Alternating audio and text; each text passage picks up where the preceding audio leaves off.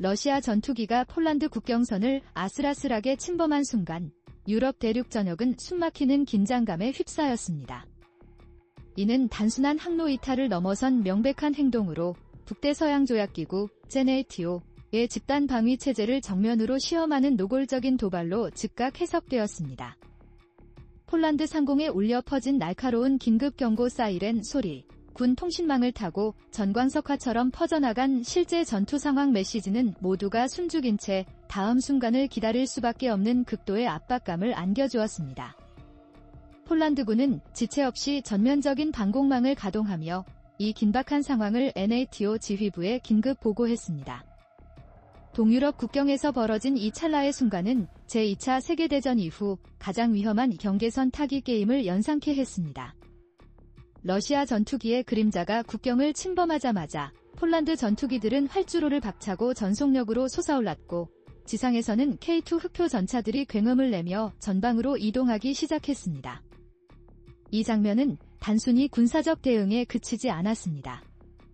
러시아의 노골적인 위협에 맞서 NATO의 집단 방위 체계가 실시간으로 가동되는 역사적인 순간이었으며 그 한가운데에는 FA-50 경공격기의 출격 준비와 K2 흑표 전차의 포신이 국경선을 향해 위용을 드러내는 모습이 세계의 이목을 집중시키는 신호탄이 되었습니다. 만약 실제로 교전이 벌어진다면 어떤 일이 일어날까 하는 질문이 폴란드와 NATO 내부에서 끊임없이 메아리쳤습니다. 불과 몇 초 전까지 평온했던 국경 마을은 순식간에 전쟁의 그림자 속으로 빨려 들어가는 듯한 섬뜩한 긴장감에 뿜어져 나왔습니다. 긴급 대기 중인 병사들의 날카로운 눈빛, 전투기 엔진의 괴음, 방공망을 따라 흐르는 무전교신음은 모든 것이 한순간에 폭발 직전의 화약고를 연상케 했습니다. 이것은 결코 단순한 뉴스 기사가 아니었습니다. 폴란드와 러시아 사이에 들이운 한 줄기 섬광 같은 사건, 그리고 그 뒤에는 한국산 무기체계의 굳건한 존재감이 선명하게 자리잡고 있었습니다. 러시아와 NATO의 갈등은 단순히 오늘 하루의 사건으로 불거진 것이 아니었습니다. 수년간 이어져온 긴장과 충돌, 특히 우크라이나 전쟁 이후 러시아와 서방의 관계는 이미 돌이킬 수 없는 지점에 도달해 있었습니다. 러시아는 끊임없이 NATO 동부 전선에서 군사력을 과시했고 NATO는 폴란드와 발트 3국을 중심으로 방위 체계를 더욱 공고히 하며 이에 맞서왔습니다. 폴란드는 NATO의 최전방 국가로서 항상 러시아의 군사적 압박에 직접적으로 노출되어 있습니다. 실제로 지난 몇 년 동안 폴란드 영공을 침범하거나 근접 비행하는 러시아 전투기와 무인기 사건이 수차례 발생하며 긴장감을 고조시켰습니다. 이러한 상황에서 폴란드는 방공망을 더욱 촘촘하게 구축하고 최첨단 무기를 적극적으로 도입하며 대응 능력을 비약적으로 높여왔습니다.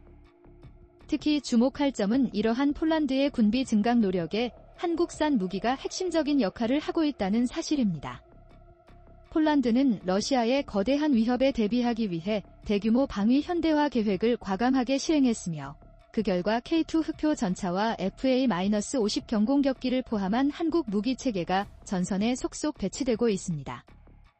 이는 단순한 무기 거래를 넘어 NATO 동맹의 전략적 균형을 재편할 수 있는 중대한 선택으로 평가됩니다. 러시아 입장에서는 이러한 흐름이 심각한 위협으로 다가올 수밖에 없습니다. 우크라이나 전쟁으로 인해 서방의 막대한 지원을 받는 키이우가 굳건히 버티고 있는 상황에서 폴란드마저 강력한 무기체계로 무장한다면 러시아의 서부 전선 부담은 헤아릴 수 없이 커질 것이기 때문입니다.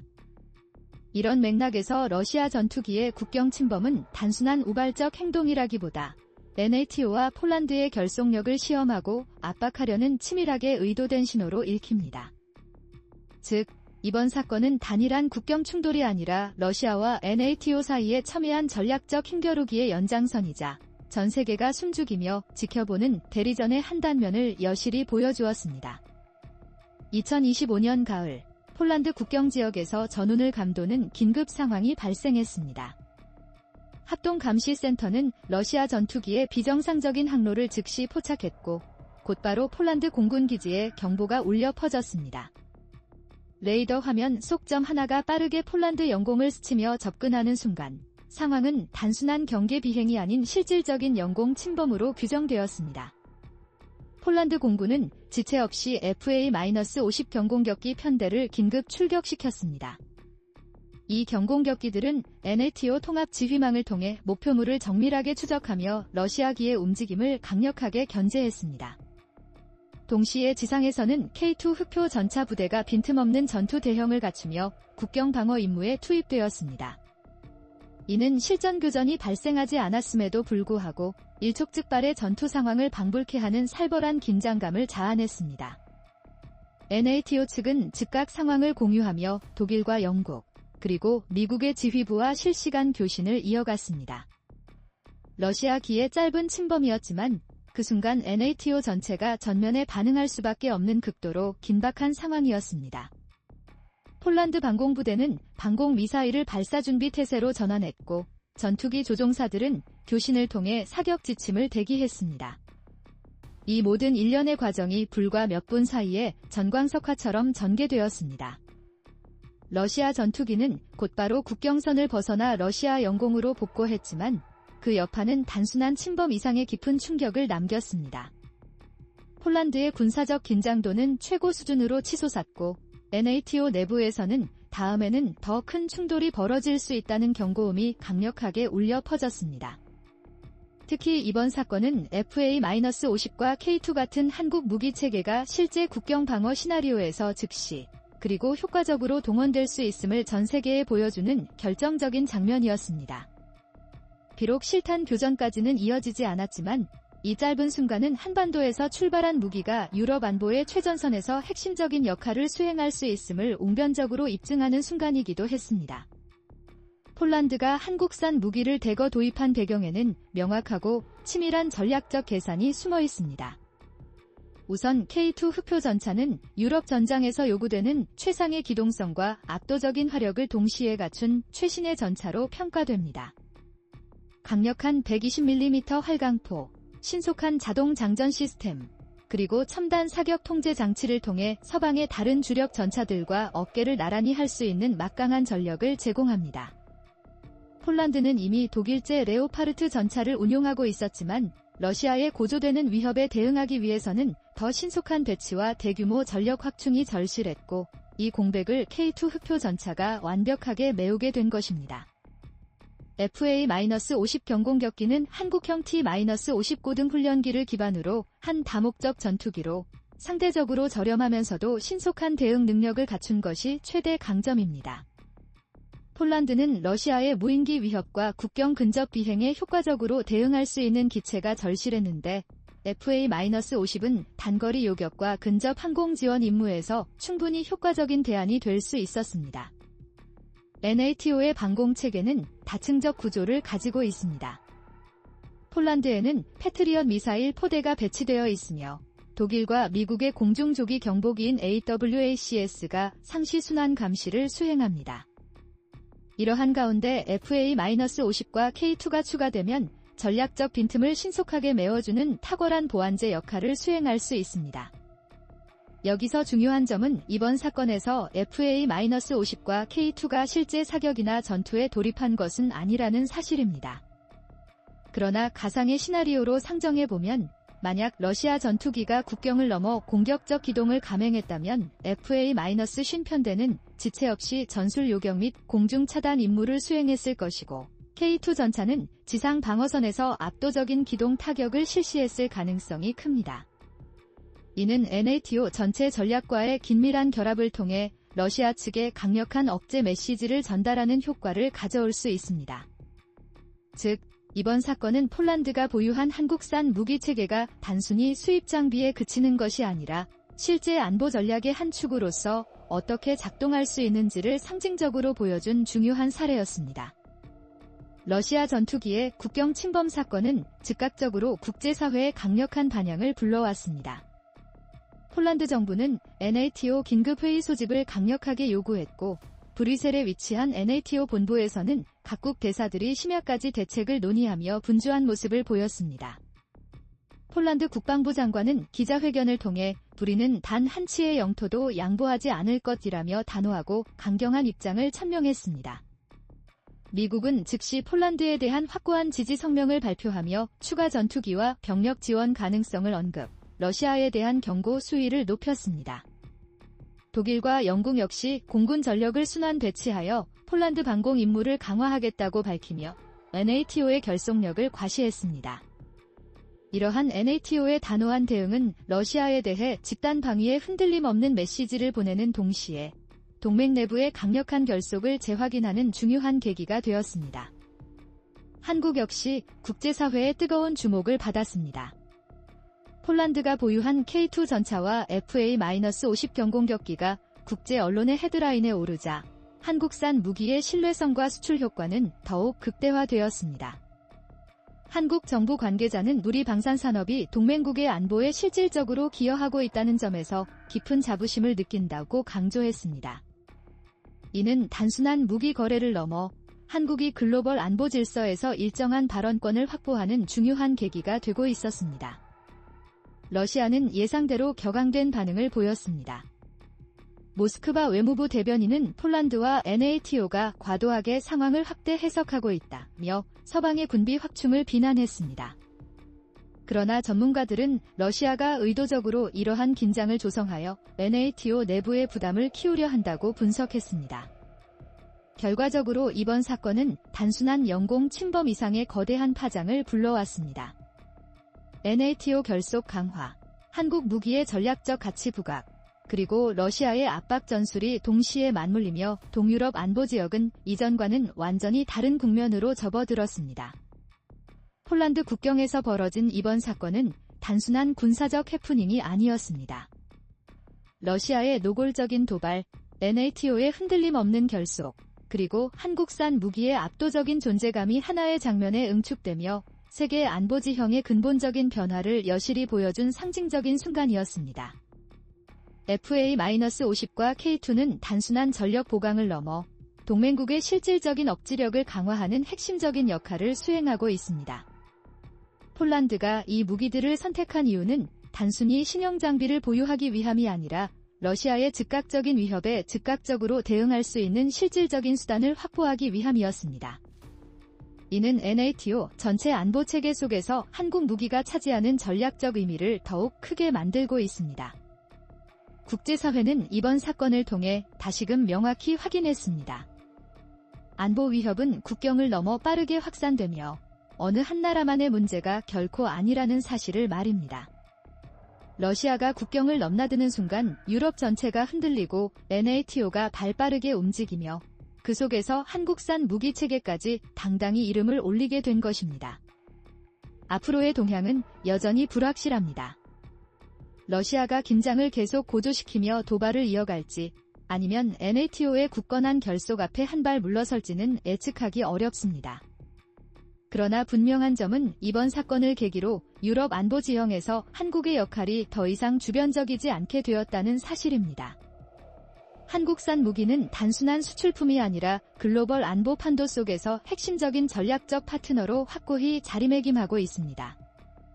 러시아와 NATO의 갈등, 폴란드의 결단, 한국의 새로운 위상까지 이 모든 흐름은 하나의 거대한 이야기로 강력하게 이어지고 있습니다. 폴란드 국경에서 발생한 이번 사건을 둘러싼 파장은 단순히 군사적 충돌 가능성에 국한되지 않았습니다. 더 깊이 들어가 보면 이는 국제 정치, 경제, 그리고 무기 산업 전반에까지 영향을 미치는 거대한 물결의 시작점이었습니다. 우선 FA-50과 K2의 등장은 기존 유럽 전력 구조에 의미 있는 균열을 가져왔습니다. NATO의 주력 전력은 전통적으로 미국의 F-35, 독일의 레오파르트 전차, 그리고 미국의 에이브럼스 전차에 집중되어 있었습니다. 그러나 최근 몇 년간 공급 지연, 천문학적인 유지비 상승, 그리고 복잡한 정치적 이해관계로 인해 유럽 국가들은 새로운 대안을 적극적으로 모색하고 있었습니다. 이 틈새를 정확히 파고든 것이 바로 한국산 무기였습니다. 폴란드가 K2와 FA-50을 선택한 이유는 단순히 가격 대비 성능이 우수해서만은 아니었습니다. 실제로 폴란드 정부 관계자는 한국 무기는 신속한 납기와 안정적인 품질이 가장 큰 장점이라고 강조했습니다.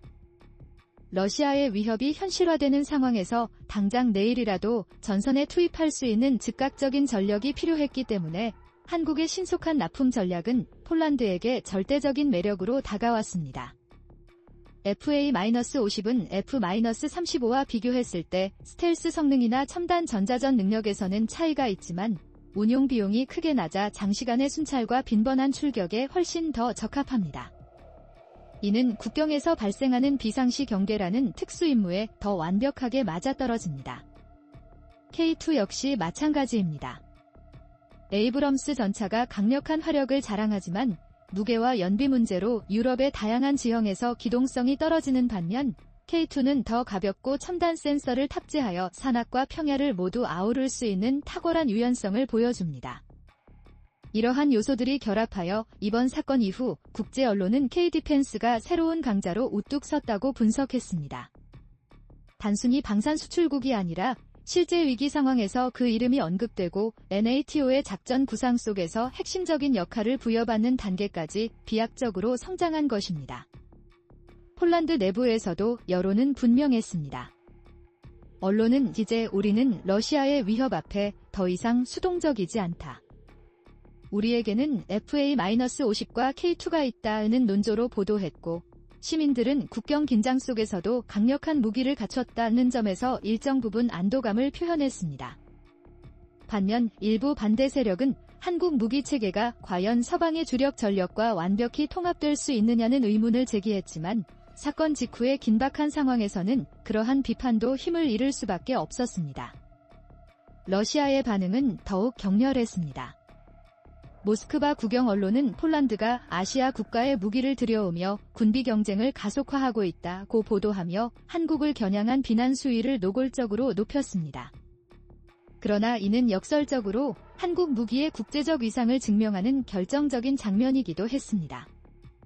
러시아가 의식적으로 한국 무기를 지목한다는 사실은 그것이 단순한 보조적 전력이 아니라 실제 위협으로 인식되고 있다는 명백한 방증이었습니다. 한국 내부에서도 이 사건은 큰 반향을 일으켰습니다. 국내 언론은 K2와 FA-52 유럽 최전선에서 이름을 올렸다는 소식을 대서특필했고 방산업계는 추가 수출 가능성에 고무되어 잔뜩 들뜬 분위기였습니다. 실제로 체코, 루마니아, 슬로바키아 등 다른 동유럽 국가들 역시 한국 무기체계 도입을 적극적으로 검토하고 있으며 이번 사건은 그들에게 강력한 실증 사례가 되었습니다. 더 나아가 이번 사건은 한국이 국제정치 무대에서 새로운 위상을 확보하는 중요한 계기가 되었습니다. 과거 한국은 주로 안보 수요국으로만 인식되었지만 이제는 무기를 공급하고 NATO 동맹의 안보 퍼즐을 완성하는 중요한 전략적 파트너로 확고히 자리매김하고 있습니다. 이는 단순한 무기 판매 이상의 의미를 가지며 고대역 자산으로 확장되는 가치입니다. 가상 시나리오를 조금 더 상정해보면 만약 러시아의 도발이 실제 교전으로 이어졌다면 FA-50은 초기 요격 및 공중 차단 임무를 수행했을 것이고 K2는 지상에서 러시아 기갑 전력을 상대로 난공불락의 방어선을 구축했을 것입니다. 이 과정에서 NATO의 패트리어트 방공망과 미국의 F-35, 독일의 유로파이터 등이 연합작전을 수행했다면 이는 동서 진영 간 대규모 전력 충돌로 확전될 위험까지 내포했을 것입니다. 이런 심각한 위험성 때문에 이번 사건은 짧게 끝났음에도 불구하고 전 세계의 이목을 집중시킨 것입니다. 궁극적으로 이번 사건은 한 가지 분명한 메시지를 남겼습니다. 21세기 전장은 더 이상 특정 강대국의 독점 무대가 아니라는 것입니다. 한국과 같은 신흥 방산 강국이 무대에 당당히 올라오며 글로벌 안보 질서는 다극화되고 있습니다. 이 다극화 속에서 한국은 단순한 주변국이 아닌 위기의 흐름을 좌우할 수 있는 전략적 변수로 강력하게 떠올랐습니다. 따라서 이번 사건은 단순한 국경 도발 이상의 깊은 의미를 갖습니다.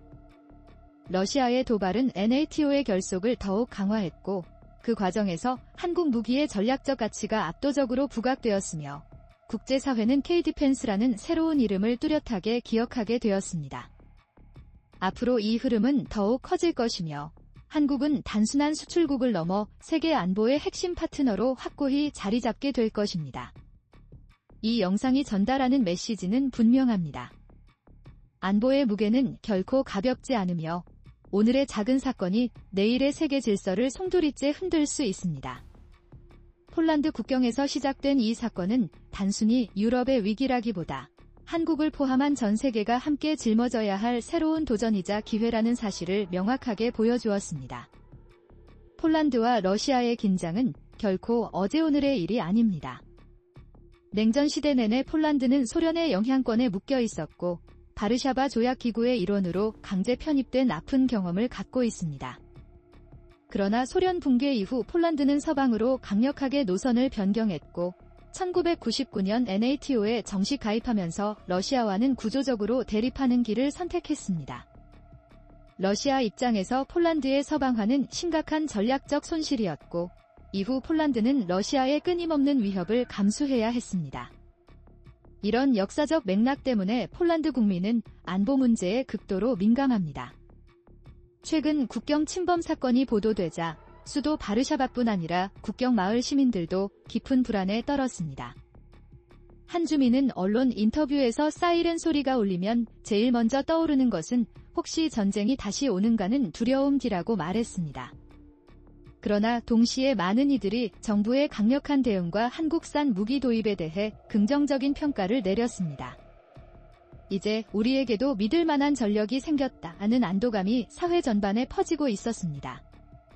국제 언론은 이 사건을 집중 조명했습니다. 미국 CNN은 폴란드가 한국산 무기로 국경을 지키고 있다며 방산 수출의 새로운 축을 강조했고 영국 BBC는 NATO의 방패에 한국이라는 이름이 새겨졌다는 날카로운 분석을 내놓았습니다. 독일 언론은 다소 복잡한 반응을 보였습니다. 독일은 전통적으로 유럽 무기 체계의 주력 공급국이었는데 한국이 그 자리를 일부 대체하는 현상을 두고 독일 방산업계의 경각심을 불러일으키는 신호라고 평가했습니다. 러시아 측은 더욱 격앙된 태도를 보였습니다. 모스크바 관영방송은 폴란드가 한국 무기를 들여오며 군비 경쟁을 유발하고 있다며 선전을 펼쳤습니다. 동시에 러시아 군사 전문가들은 자국 T-90m 전차와 한국의 K2를 비교하며 K2의 첨단 사격 통제 시스템과 자동 장전 장치가 주협적이라는 점을 공개적으로 인정하기도 했습니다. 이는 역설적으로 K2의 탁월한 우수성을 입증하는 발언이었습니다. 공중 영역에서도 비슷한 양상이 나타났습니다. 러시아는 Su-35 전투기를 내세워 공중 우위를 강조하지만 FA-50의 강점은 다른 곳에 있습니다. FA-50은 가격과 운용비 측면에서 압도적으로 유리하여 국경에서 반복되는 긴급 대응 임무에 훨씬 더 적합합니다. 폴란드가 F-35를 보유하고 있음에도 FA-50을 병행 배치한 것은 바로 이러한 운용 효율성 때문이었습니다. 즉, FA-50은 러시아의 최신의 기종과 정면 대결하기보다는 빈번한 국경 긴장 상황에서 즉시 투입 가능한 실용적인 전력이라는 특수한 가치를 갖고 있는 것입니다. 경제적 파급 효과 또한 무시할 수 없습니다. K2와 FA-50 계약 규모는 수십조 원에 달하며 이는 한국 방산 역사상 최대 규모의 수출 중 하나로 기록되었습니다. 한국은 이를 통해 단순한 무기 공급을 넘어 폴란드 현지 생산 라인을 구축하고 이는 무기 거래가 아니라 산업협력과 동맹관계 강화라는 정치-경제적 의미를 동시에 가집니다.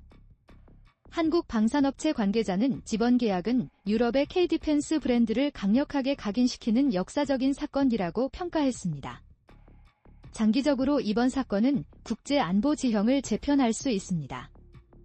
만약 러시아의 도발이 반복된다면 NATO는 더욱 강력한 집단 방위 태세를 갖추게 될 것이고 그 과정에서 한국 무기는 점점 더 중요한 위치를 차지하게 될 것입니다. 이는 단순히 무기를 수출하는 것을 넘어 한국이 글로벌 안보 전략의 공급자이자 핵심 파트너로 인정받는 단계로 발전하는 것을 의미합니다.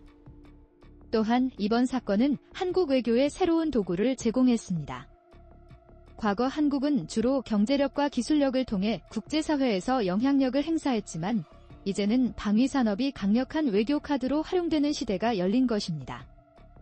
폴란드 사례를 통해 한국은 동유럽뿐 아니라 중동, 동남아시아 등 다른 지역에서도 신뢰를 쌓을 수 있으며 이는 곧 국제 무대에서 한국의 발언권 확대와 직결됩니다.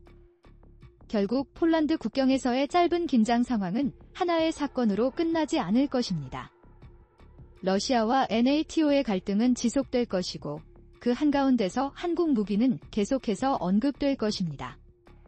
K2와 FA-50은 단순한 장비가 아니라 새로운 시대의 국제 안보 질서를 상징하는 이름이 되었습니다. 이제 세계는 더 이상 한국을 단순한 방산 신흥국으로 보지 않습니다. 폴란드의 국경에서 확인된 사실은 명확합니다.